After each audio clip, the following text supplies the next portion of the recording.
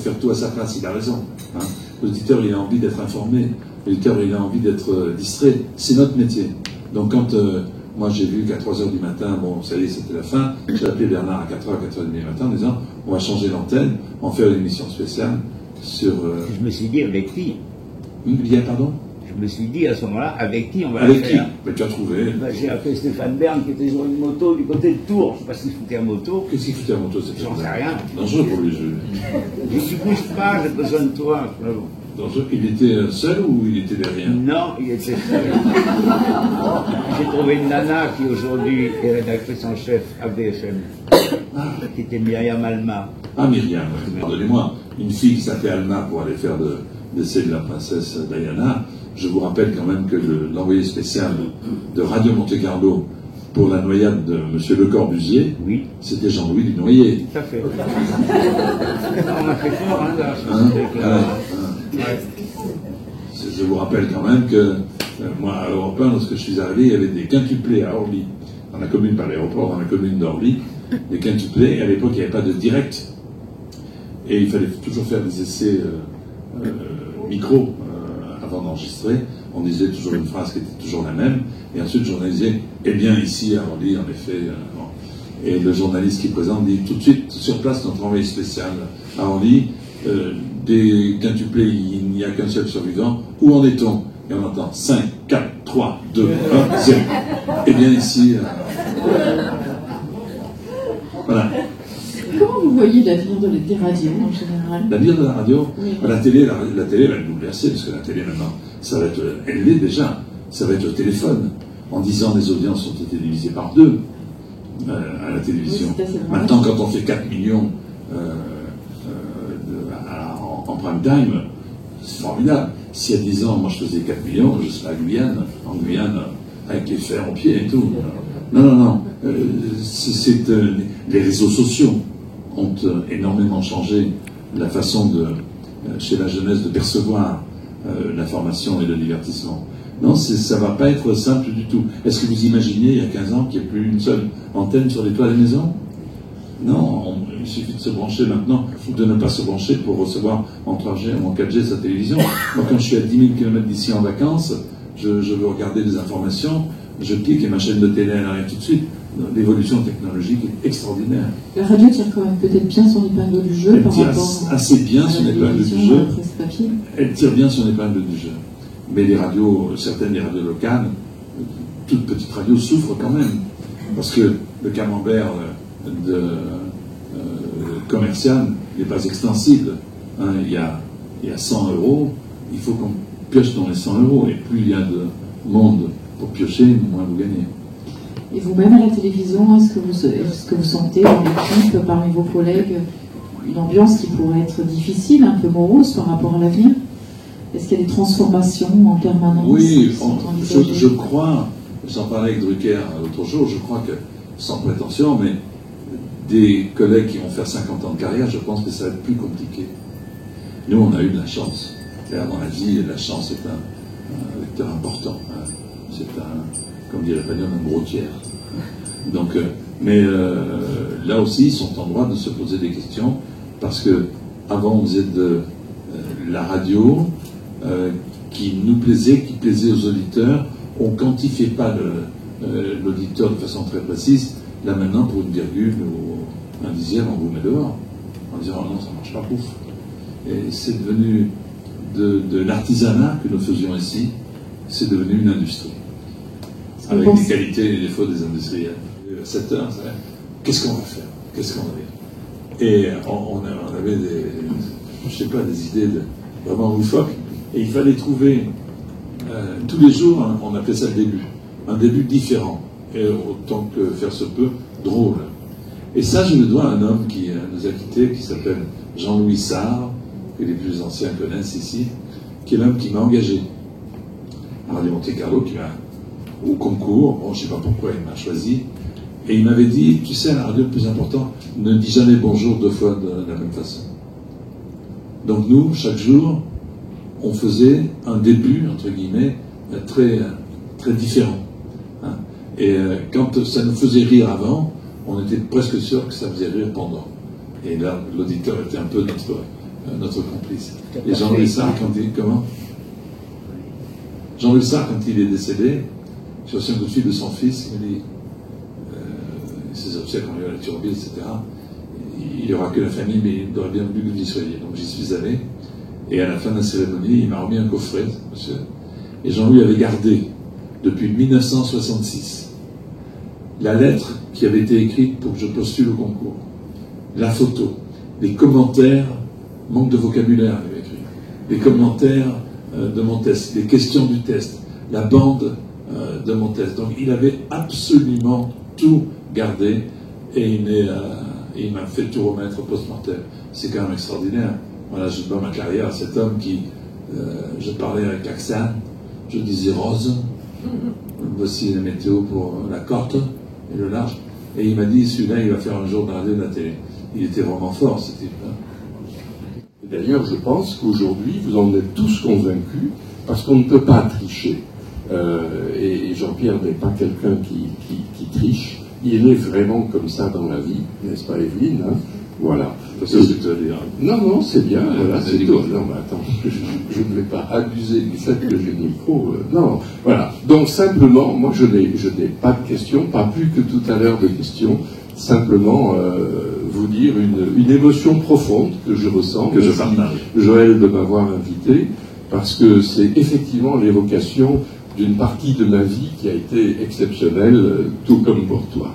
Et je précise quand même que André François était notre pilote.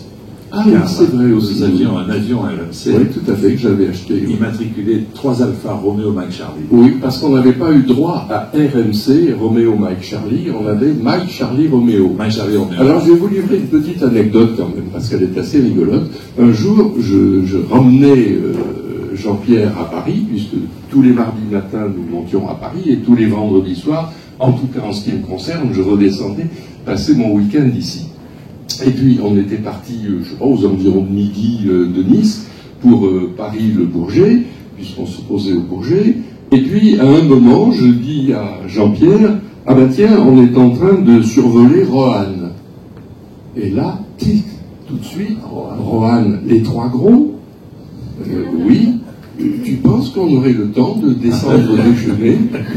Donc, on a appelé la tour de contrôle de Roanne pour leur dire, est-ce que vous pouvez demander aux Trois Gros de venir nous chercher à l'aéroport? Tu te souviens de ça? Ce qui a été fait, naturellement, on s'est posé à Roanne, on a bien mangé, tu as beaucoup bu. Moi, je n'ai bu que de l'eau parce que j'avais pas le droit de boire autre chose que de l'eau. Et puis nous sommes repartis pour le Bourget. Ah oui, je me souviens de ça. Tu te souviens de ça? Bon, tu vas arrêter de parler maintenant, va t'asseoir. Alors, une projection dans votre esprit de la radio et de la télévision dans quelques années.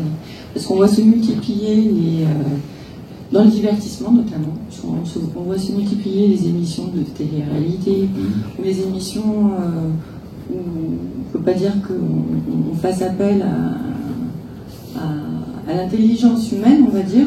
Oui, mais ça c'est un peu c'est votre décision. Parce que vous avez un tel choix maintenant de chaînes que vous n'êtes pas attaché aux entreprises de télévision auxquelles vous étiez attaché par le passé, c'est-à-dire TF1, la 2, la 3, la 6. Vous pouvez vous-même façonner votre télévision en allant vers des programmes qui, culturellement, vous paraissent acceptables. Moi, je ne regarde pas la télé-réalité. Je ne regarde pas les Marseillais, machin chose, des trucs, ça ne m'intéresse pas. En revanche, je vais sur le satellite, et là, il y a un choix considérable. Et donc, c'est à vous, en quelque sorte, de façonner votre télévision. Les chaînes traditionnelles font ce type de télévision pour, justement, avoir un nombre de téléspectateurs important pour que cette télévision vive. TF1 n'a pas de fonds publics, par exemple. Donc si nous faisons des émissions comme Koh-Lanta, comme Danse avec les stars, comme Miss France, si ça peut paraître des émissions qui ne sont pas en effet intellectuellement au top, elles génèrent en tout cas, sans être discourtoise envers qui que ce soit, elles génèrent de l'audience et un chiffre d'affaires qui permet à la chaîne, à l'entreprise de continuer à travailler. Mais la télévision maintenant c'est fini. Vous avez connu, nous avons connu, nos parents ont connu la télévision où on s'asseyait, on appuyait sur la une et on n'en bougeait plus. Hein. Maintenant, la télécommande, c'est notre arme. On peut mourir de mauvaise ou d'une trop bonne utilisation de la télécommande. Hein. Donc à vous de faire vos programmes. Mais c'est vrai que les programmes dits fédérateurs ne vont pas généralement vers le haut.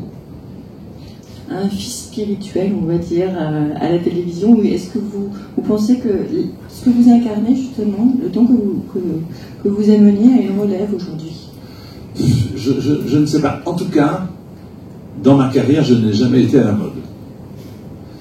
Parce que quand on est à la mode, on se démode, un jour ou l'autre. Hein. Et les émissions actuelles qui marchent très très fort sont très à la mode. Et j'ai peur qu'elles ne durent pas. Hein.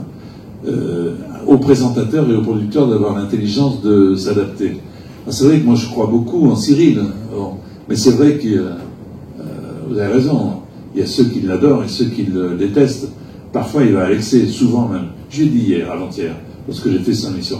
Calme-toi un petit peu, mais il est extrêmement talentueux et ce public, on ne peut pas le comprendre car nous n'en faisons pas partie. Ce sont les 14-18 ou les 10-18, on n'en fait pas partie, ce sont ceux qui se servent des réseaux sociaux, etc. Donc on porte un jugement qui est un jugement qui nous est personnel, mais qui n'est pas le jugement de ceux qui le font roi. Voilà. Sinon, non, moi j'aime bien Nikos, parce qu'il a une vraie culture générale importante, ses interviews sont intelligentes. Voilà, j'aime bien Sandrine Quétier, qui aussi fait de très belles interviews le samedi soir sur TF1. Pourquoi pas également Stéphane Bern, qui présente des programmes différents. Hein. Mais je ne me vois pas de fils ou de fille spirituelle. L'époque a changé. Moi, je n'ai pas changé. Non, il n'est pas changé. Je n'ai pas changé. On reste comme ça. Si samedi, certains vont me trouver Cyril Peu, c'est à eux de se forger une opinion. Je ne suis pas Cyril Peu, je suis bien élevé. Juste une dernière question sur Hanouna. Il n'est pas seulement clivant, on l'accuse aussi de harcèlement. Vous avez un regard là-dessus ou sur ces animateurs? Il ne m'a jamais harcelé. Hein. Moi, j'ai travaillé 5 ans avec lui. Il était mon Léon, si vous voulez, de RTL, hein, alors qu'ici j'avais le vrai. Et il rêvait de ça. Vous savez, il faut 10 ans pour être connu du jour au lendemain. Donc lui, il est resté dans l'ombre des années. C'était son rêve. Et quand on explose comme ça, parfois ça donne un petit coup à la tête, mais ça va. L'hématome va disparaître. Que de venir à vos côtés, surplombant ce port et ce palais magnifique, et avec un public et des intervenants de grande qualité. Merci beaucoup Jean-Pierre Foucault. Merci de m'avoir invité. Très honoré. Merci.